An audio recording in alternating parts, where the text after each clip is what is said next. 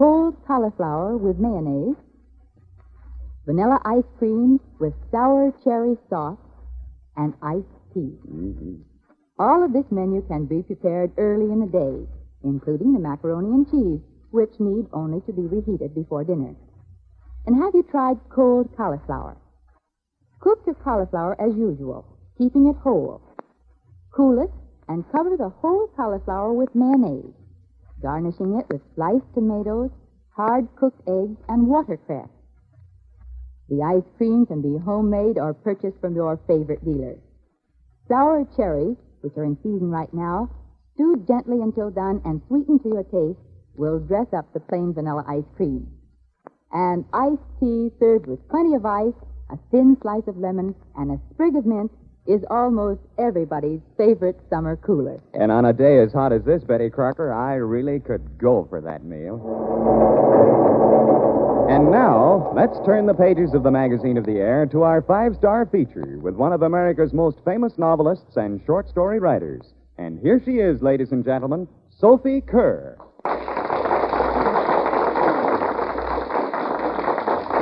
Good morning, Miss Kerr. Welcome to the Magazine of the Air. Good morning, Miss Crocker. I'm very happy to be here. Miss Kerr, may I present our Master of Ceremonies, Mr. Elliott? How do you do, Mr. Good morning. Elliott? I love your hat. Oh, I think yours is pretty, too.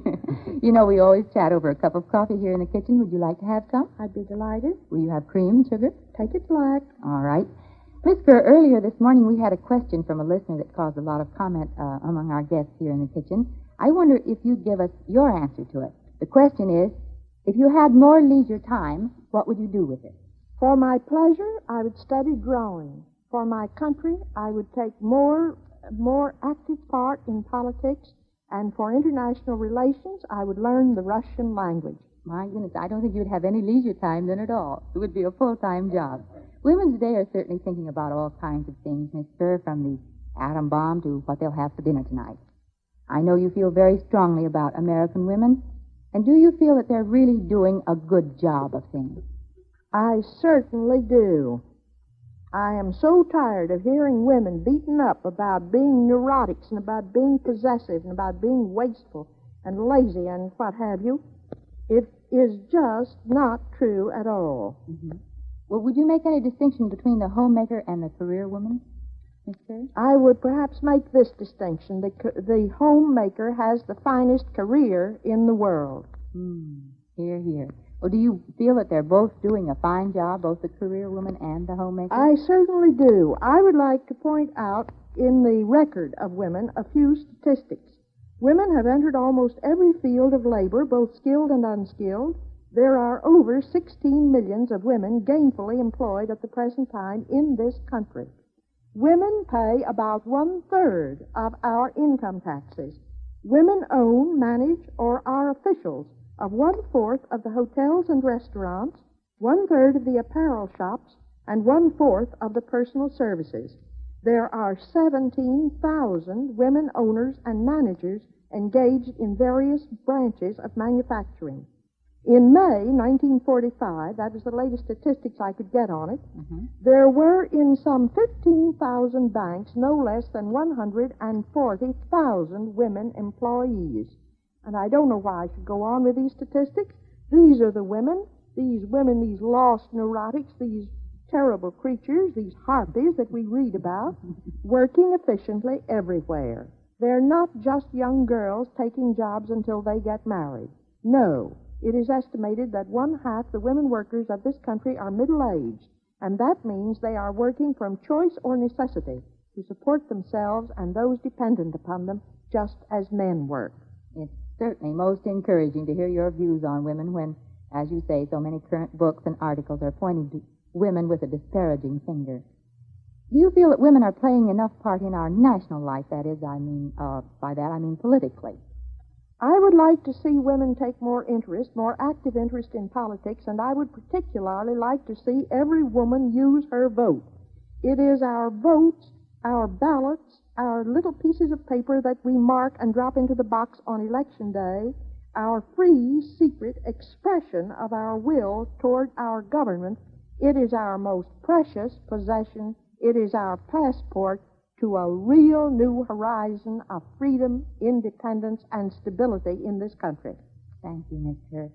You know, I'd like to get back to you and talk a little bit about you. I know that you've just written a new book. I think it's your 20th novel, isn't it? Yes. It's called Wife's Eye View, and it's the story of a woman who's a wife and a homemaker, isn't it?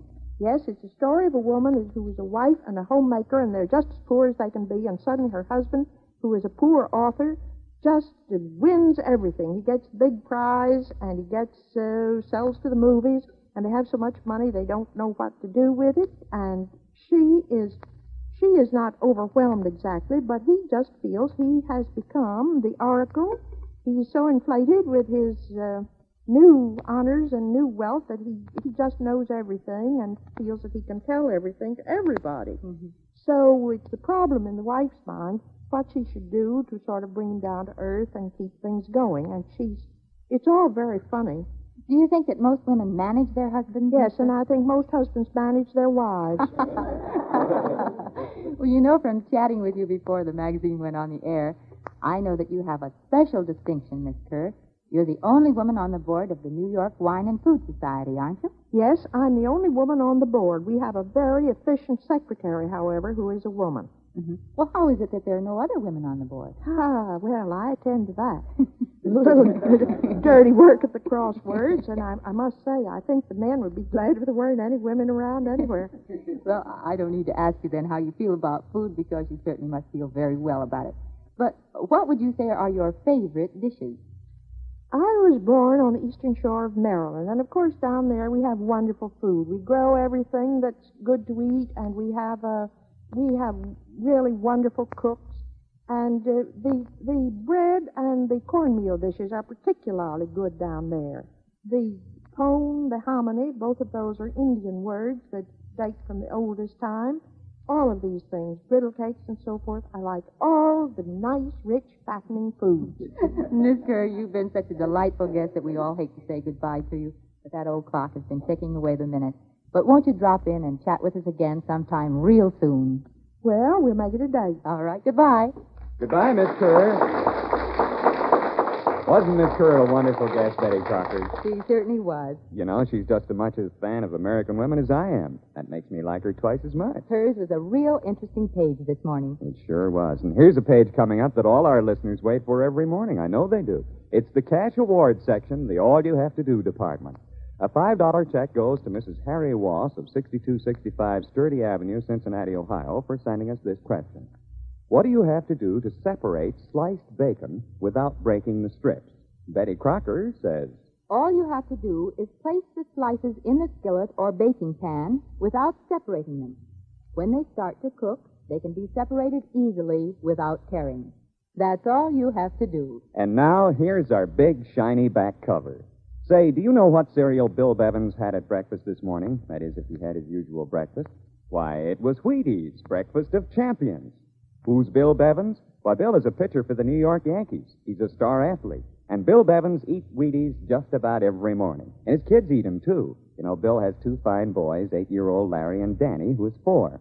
Now, naturally, you're interested in feeding your family well, so I figured that you'd like to hear about this star athlete who eats Wheaties regularly and also gives them to his youngsters.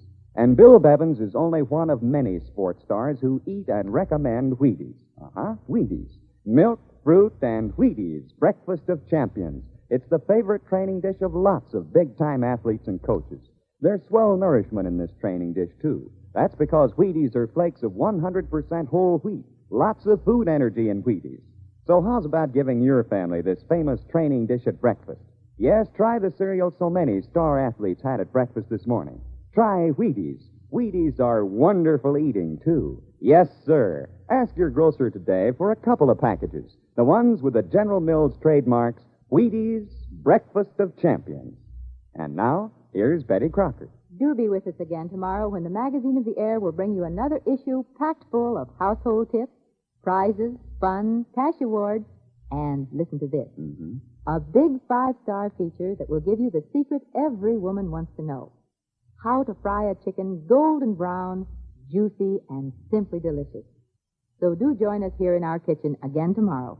I'll be expecting you. This is Zella Lane speaking for Betty Crocker. Don't forget, tomorrow, Fried Chicken Day. This has been the Betty Crocker Magazine of the Air, brought to you for service and entertainment by General Mills. This is ABC, the American Broadcasting Company.